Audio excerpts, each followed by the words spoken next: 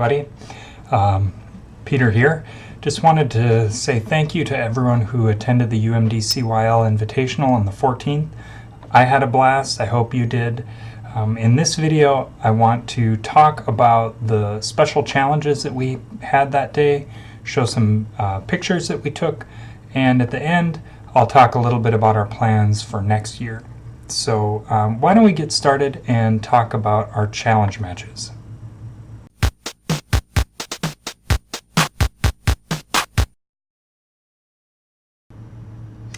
Hey, so this was our first challenge at the Invitational, and it was a, how do you want to say, last person standing round. So everyone was on their own. This wasn't a team game. And what I did is I took all the tanks, the best tanks from our matches. So Grantsburg, Marshall, Northeast Range, Spooner, Chisholm, Washburn, and so on. They were all the best standard tanks, and they were in the arena, and all the students at the Invitational got a new token, but unfortunately for them, those tanks had no ammo, and they only got a point if they happened to survive.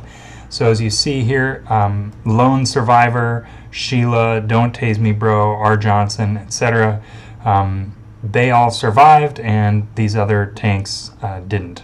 So what does that free-for-all look like? Well, most tanks, as you can see, decided to not move unless they were being pursued, and then they would try to drive away or teleport. So everyone pretty much developed that strategy, and it worked reasonably well. So this is what the typical match looked like. If we go and look at the summary, we'll see that New Cactus was the winner, the best, followed by Lone Survivor, Illuminati Nightmare, and so on. And most teams, once they figured it out, did reasonably well, okay, in the high 40s or 40s to 50s. So that was a fun challenge. If I were to do it again, I think I would add a lot more bots, because clearly I think there were more participants than bots, and so it wasn't quite as hard as I had hoped for, but still it was a fun challenge, and students had to come up with their solution in about an hour and a half, or an hour and 15 minutes, something like that. So that was sort of a fun match.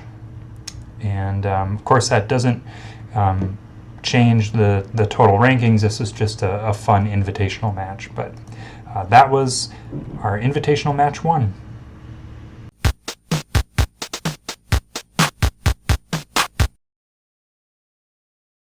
And this is our invitational match 2. What we did is we changed the code, so instead of having pillars, tanks had teams, and so the sensors could determine whether they were on team 1, binary 1, which was, I believe, blue, and binary team 2, which I believe was red. So sensors could tell whether their tanks and their sensors were friendly or foe, and they could respond accordingly. Of course, tanks could still collide, friendly fire was still allowed, but we had these team tanks, and so here's what that looks like.